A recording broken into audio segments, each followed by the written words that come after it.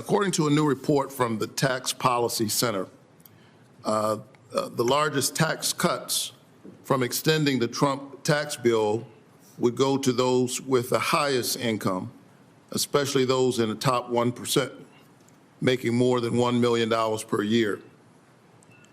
In fact, the top 1% of owners will take home roughly 1/4 of the benefits of the law, and the top 5% will get almost half of that. Do you believe that the wealthiest 1% of Americans deserve or need an additional tax cut? Senator Warnock, I greatly enjoyed visiting with you.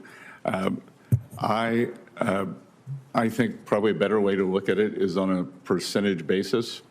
And when I think about the distributional aspects of the Tax Cuts and Jobs Act, that most of the benefits accrued for the working and middle people as opposed to the upper ends. In absolute dollars, as you just read, that is correct, but I think it's important to look at it in percentage terms.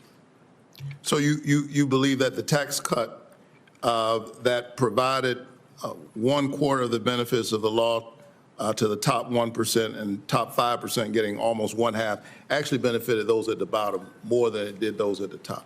Is that your testimony? I believe that in 2018, 2019, that the households in the bottom 50% of income earners, the wealth increase for those households was three times higher than the wealth increase for the top 10% of Americans.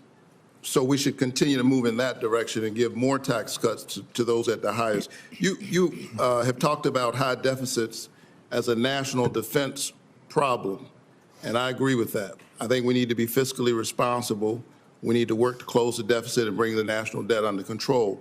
In 2013, Congress extended the Bush tax cuts for everyone except those making more than $400,000 a year. This bipartisan decision saved the Treasury $600 billion, helping to narrow the deficit. Do you agree that ending the tax cuts for those making more than $400,000 would help close the deficit and reduce our national debt?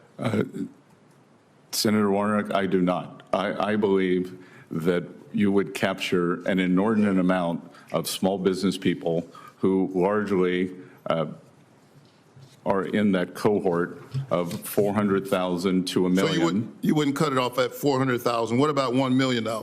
That again, I believe these are small business pass-through owners, and I believe that we, as I said before, Wall Street's done great. It is time for Main Street to do well, and small businesses need to drive what I call the reprivatization here away from this government spending. I agree that it's Main Street's time.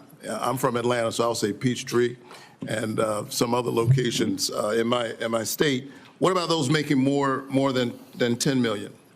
Would we reduce the deficit by extending those tax cuts for folks making about $10 million?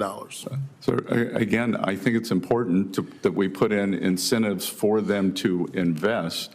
So going back to the 100% depreciation for equipment, that I think that. And I don't mean to keep interrupting, but I'm the pastor, and we're known to be loquacious of speech, but I'm running out of time here. What about $1 billion?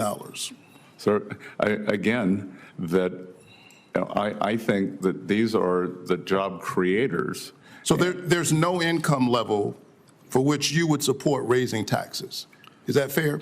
There is no income level that I don't think we should continue the TCJA as it was. All right. I think our country is facing structural deficits. However, I think that to continue to reduce taxes for the wealthy and letting them avoid taxes based on what they already owe is not going to get us out of that problem. But I look forward to continuing that discussion with you. Thank you very much.